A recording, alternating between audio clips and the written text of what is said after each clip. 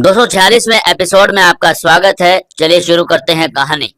जब यामिनी ने कहा कि 10 मिनट रुके, उसका दामाद आने वाला है, तब अंजना और उसका भाई रुक गए।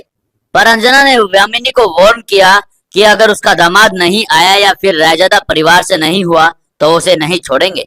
अहान और शनाया 10 मिनट से कम टाइम में वहां पर पहुंच गए। जैसे ही अंजना ने उन्हें आते हुए देखा तो वो व्हील चेयर पर बैठे बैठे चिल्लाने लगी, यही है वो, यही है जिसने मुझे मारा था।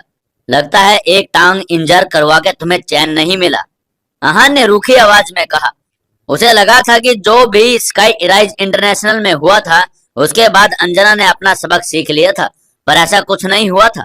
वो तो बदला लेने अपने भाई को ले आई थी। भाई, इसकी जान ले लो, इसने तुम्हारी बहन के साथ ऐसा किया, इसे ऐसे मत जाने देना, अंजना ने कहा। जब उसके भाई ने कोई एक्शन नहीं लिया तब वो बार बार भाई को अटैक करने के लिए कह रही थी। शट अप, अंजना का भाई चिल्लाया।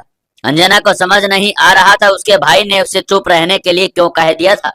इस वक्त अंजना के भाई को देखकर अहान मुस्कुरा रहा था और अंजना का भाई अहान को देखकर हैरान था। तो तुम इसके भाई हो, अहान ने कहा। उसे नहीं लगा था कि वो आदमी उससे आज फिर मिलेगा जिससे कुछ दिन पहले मिला था। मिस्टर अहान, आप यहाँ कैसे? अंजना के भाई ने आगे मुस्कुराते हुए पूछा। दरअसल अंजना का भाई कोई और नहीं बल्कि देव शर्मा था। देव और अहान गीत कपूर के बर्थडे पार्टी में मिले थे। वहां जो कुछ भी हुआ था उसके बाद देव और वरुण समझ गए थे कि वो कोई मामूली इंसान नहीं है, इसलिए उन्होंने अहान के बारे में इंफॉर्मेशन निकाली थी। देव जानता था कि यामिनी झूठ नहीं बोल सकती, अहान सच में राजादा फैमिली का ही है, वरना उस दिन जो पार्टी में हुआ था उसका कोई जस्टिफिकेशन नहीं था। मेरे मॉम और पापा को तुमने मारा है? अहान ने पूछा। अहान के सवाल से देव के माथे पर पसीना आ गया। उसे उम्मीद नहीं थी कि अहान सबसे पहले यह बात करेगा। वो दरअसल मैं शायद ये हुआ वो देव कुछ भी बोल नहीं पा रहा था। वो अपनी बहन को घूरने लगा, उसकी वजह से वो अहान से आज पिटने वाला था। जो कहना है साफ साफ कहो, अहान चिल्लाया। मिस्टर अहान, वो हमारे बीच में कोई गलतफहमी हो गई थी, देव ने डरते हुए कहा। गलतफहमी? यामिनी ने हैरान होते हुए कहा। तुम लोग मुझे और शेखर को मारना चाहते थे और अब कह रहे हो गलतफहमी हो गई, ये क्या बात हुई? यामिनी ने कहा। आप मेरी बात तो सुनिए, देव एक्सप्लेनेशन देना चाहता था। नहीं, मुझे कुछ नहीं सुनना।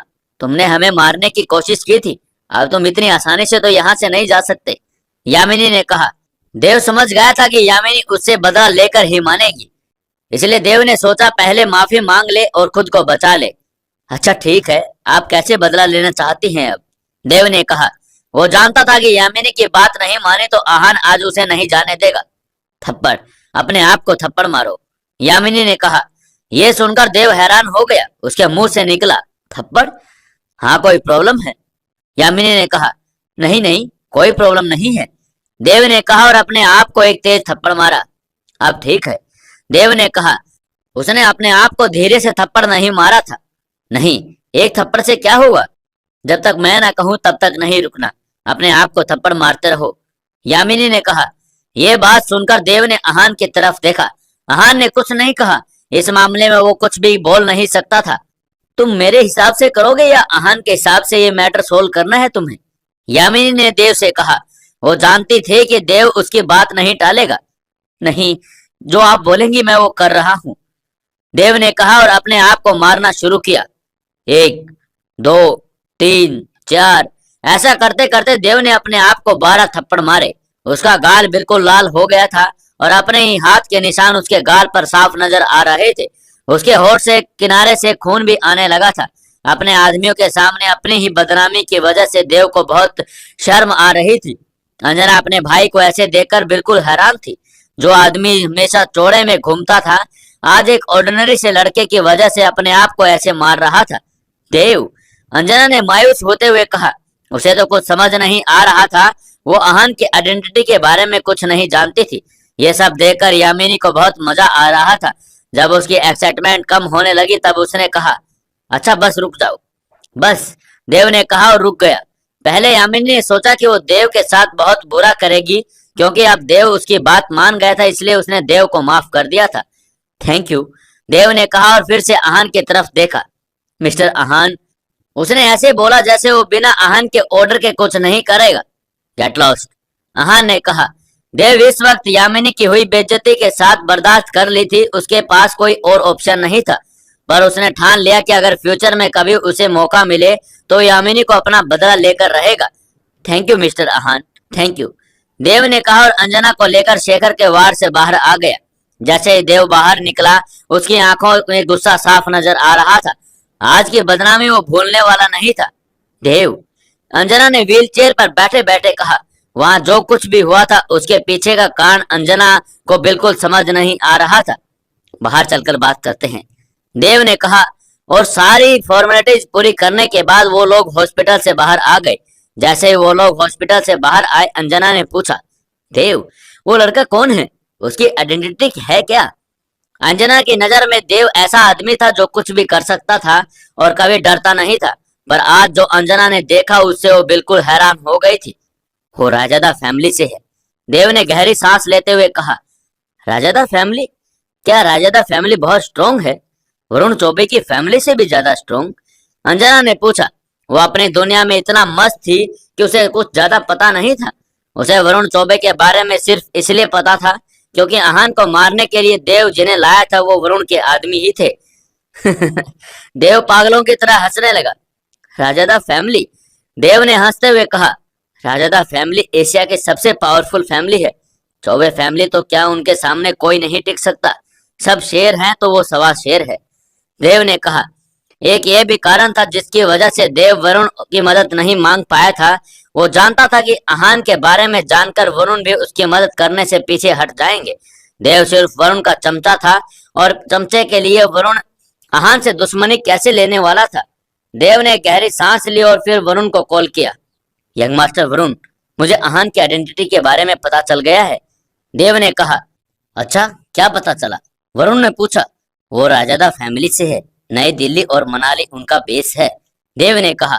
क्या क्या तुम श्योर हो उस बारे में? वरुण ने हैरान होते हुए पूछा। हाँ, मैं श्योर हूँ, मैं अभी हॉस्पिटल से उससे मिलके आया हूँ। इतना कहकर देव ने वरुण को सब कुछ बता दिया था। क्या उसने कुछ ही सेकंड में 20 आदमियों को जमीन पर लेटा दिया था? वरुण ने पूछा। हाँ, वो बहुत स्ट्रॉन्ग फाइटर है, देव ने कहा। और देव जिस फाइटर को लेकर गया था, अगर वो आहान पर अटैक करता तो फिर वो जिंदा वापस नहीं आता। मैं समझ गया, वरुण ने कहा। वो जानता था कि आहान सिर्फ एक फाइटर नहीं बल्कि बहुत एक्स्ट्रा ऑर्डिनरी फाइटर है। उसके स्किल्स कम से कम स्टेज 2 के फाइनल लेवल के मार्शल आर्टिस्ट की थी। मेरी बात सुनो, अभी के लिए इसके बारे में किसी को पता नहीं चलना चाहिए, वरुण ने कहा। वो ये बात सबसे पहले गंगटोक चैम्बर ऑफ कॉमर्स को बताना चाहता था। अगर आहान सच में राजादा फैमिली की था तो कपूर मेंशन में जरूर इस गैम्बलिंग की वजह से ही आया था। ओके, देव ने कहा। इसके बाद उसने फोन कट कर दिया। उधर शेखर के वार्ड में यामिनी परेशान हो रही थी। मुझे उससे पैसे मांग लेने चाहिए थे, अच्छे खासे परिवार के तो थे ही। अगर शेखर के हॉस्पिटल बिल दे देते तो हमारा काम आसान हो जाता, यामिनी ने कहा। इस वक्त तो अंजना और देव से पैसे मांगने की बात कर रही थी। पापा, आप ठीक हैं? आहान ने यामिनी की बात को इग्नोर करते हुए शेखर से पूछा। कुछ ही घंटों में पहले शेखर को कुत्ते ने काटा था और फिर उसे देव के आदमियों ने बेड से नीचे गिरा दिया था। मैं ठीक हूँ, शेखर ने कहा।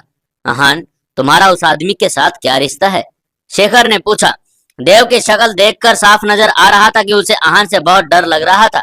कुछ नहीं, बस हम पहले एक बार मिले थे, आहान ने कहा। एक बार? एक बार में उसे तुमसे इतना डर क्यों लग रहा था? शेखर ने पूछा। देव ने आहान के राजादा फैमिली होने से पहले कोई सवाल नहीं किया था और ऐसा लग रहा था जैसे वो आहान के नाम से ही डर रहा था।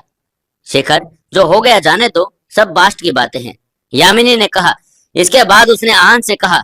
आहान, तुम मेरे लिए एक जॉब ढूंढ सकते हो? जॉब? आहान ये सुनकर हैरान था। मॉम, आपको जॉब क्यों चाहिए? शनाया ने पूछा। क्यों, मैं जॉब नहीं कर सकती? यामिनी ने कहा। नहीं, पर ऐसा है, शनाया ने कहा। यामिनी ने उसे बीच में रोक दिया। जैसा भी है, मुझे जॉब चाहिए। मुझे रिक्वायरमेंट ज्यादा नहीं है, मुझे बस कंपनी की सीईओ बनना है, यामिनी ने कहा। आहान से रिश्ता टूट जाने से पहले यामिनी उसका पूरा फायदा उठा देना चाहती थी। यामिनी, तुम पागल हो गई हो, तुम ऐसे ही किसी की सीईओ कैसे बन सकती हो? शेखर ने कहा। तुम चुप रहो, यामिनी ने कहा। हाँ आहान, मुझे किसी कंपनी का सीईओ बना दो, यामिनी ने आहान से कहा। कंपनी का सीईओ? ये थोड़ा ज्यादा नहीं हो गया? आहान ने मन में सोचा। यामिनी ऐसे ही कोई सीईओ नहीं बना सकता, शेखर ने कहा। क्यों, क्या प्रॉब्लम है? राजा फैमिली के अंडर तो वैसे भी बहुत सारी कंपनीज है। अहान मुझे किसी भी कंपनी का एक सीईओ तो बना ही सकता है। यामिनी ने कहा। उन्होंने इतने साल में जो भी सहा था इस बार अहान से सबका हिसाब बराबर करना चाहती थी। यामिनी चाहती थी कि उसे नाम, रुतबा और शोहरत सब मिल जाए। अहान, तुम ऐसा कर सकते हो ना? यामिनी ने अहान से पूछा। नहीं, अहान ने सीधा सीधा जवाब दिया। यामिनी को अच्छे से जानता था, इसलिए उसे पता था कि यामिनी क्या सोच रही है। अगर वो चाहता तो वो सब यामिनी जैसी औरत को राजादा बिजनेस का सीईओ बिल्कुल नहीं बनाता। क्यों? तुम ऐसा क्यों नहीं कर रहे? यामिनी ने पूछा। बस मैं ऐसा नहीं कर सकता तो नहीं कर सकता, यहान ने कहा।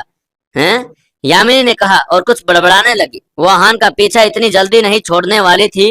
वो उससे किसी न किसी तरह अपना काम निकाल कर ही मानेगी। इसके बाद और कोई बात नहीं हुई। अहान वार्ड से बाहर आ गया।